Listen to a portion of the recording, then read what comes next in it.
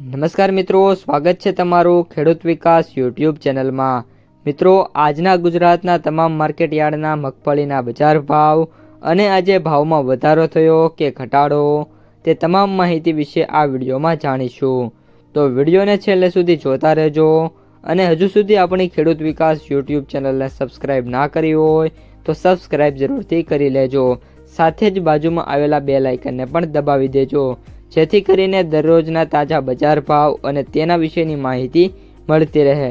આજના મગફળીના બજાર ભાવની વાત કરીએ તો મોડાસા 1231 થી 1700, ભિલોડા 1150 થી 1300, ઉપલેટા 1000 થી 1615, ઈડર 1000 થી 1400, ખાંભા 1400 થી 1417, ધારી 1100 થી 1470, જેતપુર 1051 થી 1661, ભેંસાણા 901 થી 1596, સાવરકુંડલા 1350 થી 1620, અમરેલી 900 થી 1900, ડીસા 1251 થી 1495, અંજાર 1167 થી 1250, દિયોદર 1200 થી 1230, તળાજા 1251 થી 1647, બાબરા 1275 થી 1595,